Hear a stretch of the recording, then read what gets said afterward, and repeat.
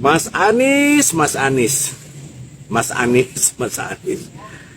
Kok kisah perjalanan politik Anda itu seperti cerita atau kisah Nabi Musa dengan Firaun? Sejak awal kehadiran Nabi Musa itu sudah menjadi persoalan atau dicegah kehadirannya, kelahirannya oleh Firaun. Merujuk dari kisah itu, sepertinya mirip-mirip. Ketika ada diberhentikan menjadi dari Menteri Dignas, saya sempat bertanya kepada sahabat saya Didi Rahbini, pasti Anda kenal Profesor Didik J. Rahbini, yang kini menjadi Rektor Paramadina.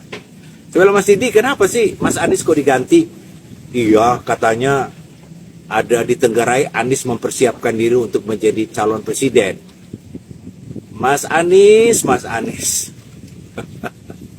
Tiba-tiba Anda menjadi gubernur. Itu pun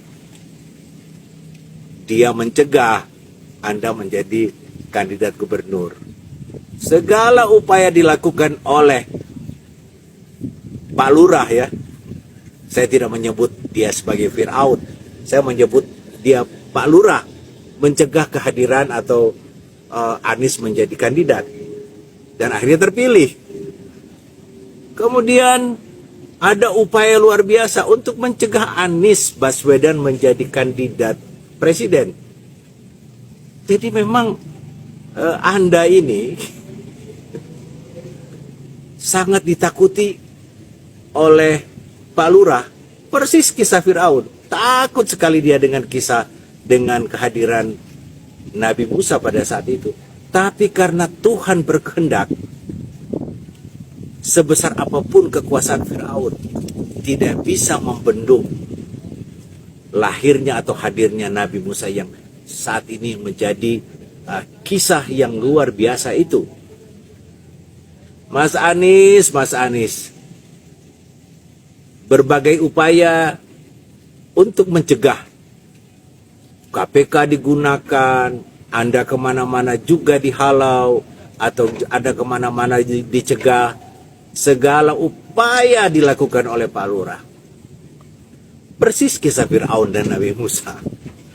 Mas Anies, saya kira mengenai rasa takut Pak Lurah kepada Anies, banyak sekali cerita yang kita bisa temukan di media sosial, berita ini, berita itu, segala upaya intinya adalah ketakutan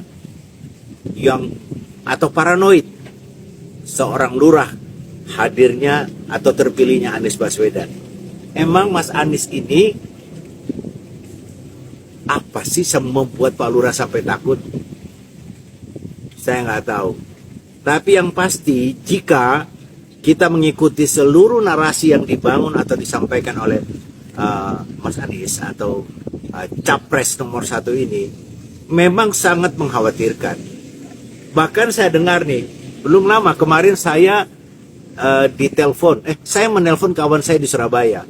Dia menyampaikan bahwa, Bang, itu orang-orang Tionghoa yang menjadi pengusaha yang katanya berkomitmen untuk menaruh uang di IKN itu, mereka saat ini katanya diam-diam mendukung Anies Baswedan. Mas Anies, kenapa mereka juga tidak mau gambling uang mereka begitu besar hanya untuk ambisi Pak Lurah? Jadi saya kira alam memang memihak kepada Mas Anies. Tidak ada yang bisa mencegahnya jika Tuhan sudah berkehendak. Siapapun dia,